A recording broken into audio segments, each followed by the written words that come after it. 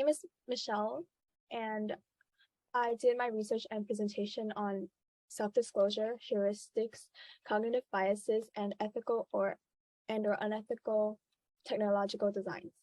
And I worked with Professor Jordan Richard Schoner. Okay, so this is the table of contents.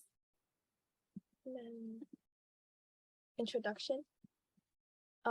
So what is self-disclosure? Self-disclosure is defined as a process during communication in which people reveal personal details about themselves, such as thoughts, personal facts, or emotions to others in order to gain new or maintain relationships. Why do people engage in self-disclosure? People engage in self-disclosure to develop trust with others and show commitment towards the people they build relationships with. They also engage in self-disclosure to explore their self or to gain experience with social interactions. The introduction of new technologies led to new forms of self-disclosure. And in my research, I considered the factors that affect self-disclosure in physical and virtual settings, the cognitive biases and heuristics of self-disclosure, and how technology can exploit them using dark patterns, resulting in negative impacts in the user's privacy. I'm sorry. Why is this important? As technology advances, computer-mediated communication has become increasingly common, resulting in more self-disclosing online.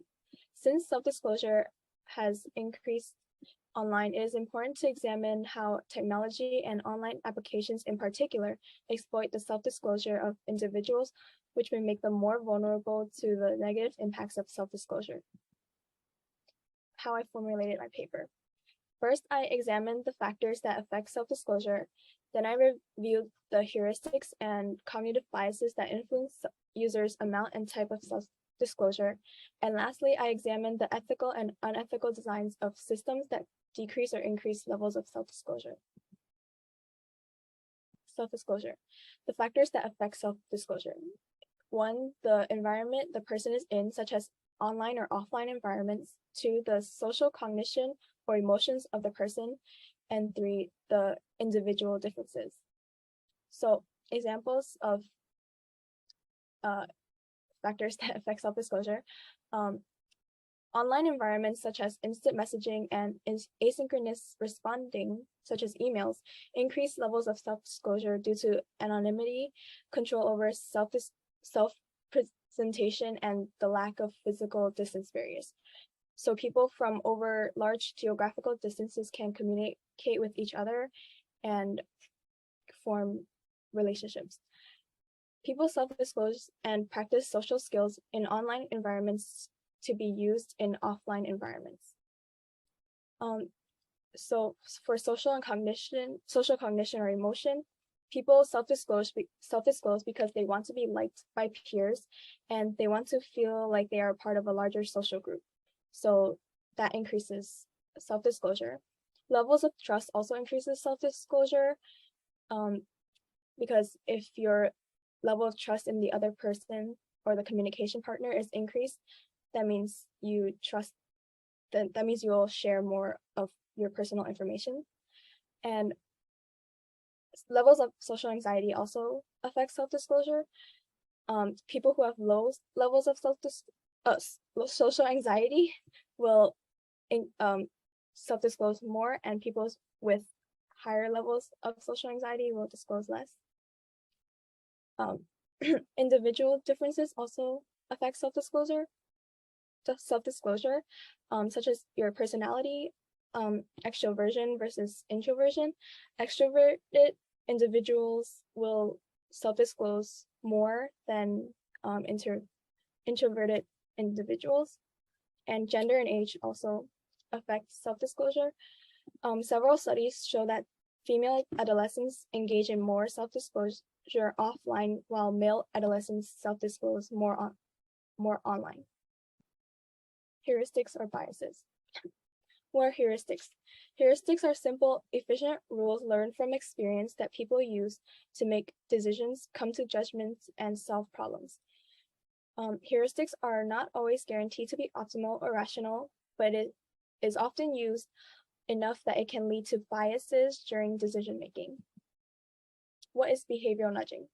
Behavioral nudging is a technique used by platform designers which aim to use heuristics to their advantage or to alter the environment so that when heuristics are used in decision making, the resulting choice will be the most positive or desired outcome, which may or may not benefit the user. Here are the examples of cognitive biases that I researched: framing, anchoring, and overchoice. What is overchoice? Overchoice or choice overload is a cognitive bias in which individuals have a hard time making a decision when presented with an overload of choices or too many choices. Having too many options can paralyze or overwhelm consumers, and when users are presented with this many options, it leads to choice overload and a failure to consider all alternatives due to the limitations of memory, and they may make wrong or regretful choices about self-disclosure or privacy. What is anchoring?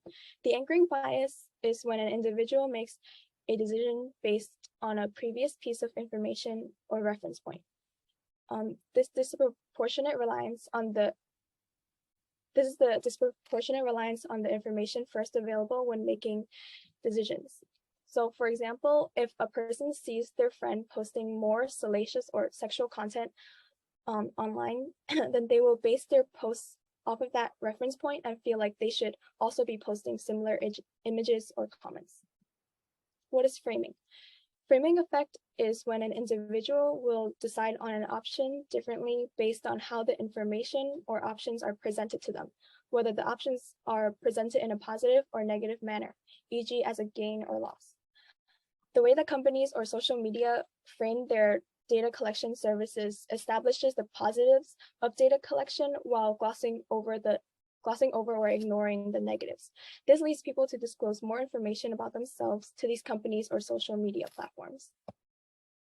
Ethical or unethical designs. What are dark patterns of design?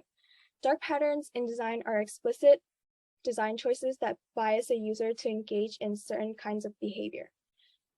There are design affordances used in websites, apps, and other platforms that make users disclose information or make choices that are not necessarily in their best interests. Dark patterns in design can nudge individuals to disclose sensitive information and give up even more of their privacy. Dark patterns of design. An example of dark patterns of design is misdirection, and this is when the user's attention is directed towards specific features of the website that would benefit their business in order to distract them from other less favorable features. And big, bold, blue or green buttons are often used to emphasize one choice, such as subscribe or buy all or add to cart. Another example is trick questions, and this is when technology designers frame the question in a manner that makes it appear consistent with other questions, leading users to disclose information that they might not have given otherwise. So an example is a social media platform would ask the user, do you allow this application the permission to have access to your gallery, or do you allow this application the permission to have access to your contacts? And it would make sense for the user to agree to these permissions if they were to add contacts as their friends or post images from their gallery. However, the next question would be, do you allow this application the permission to have access to your location? And the user may fall for this dark pattern of design and agree to this last question, giving the platform their location information when it is not necessary.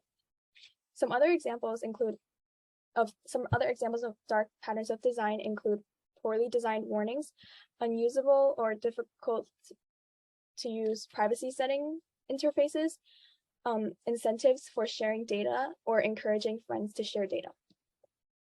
What are ethically aligned designs?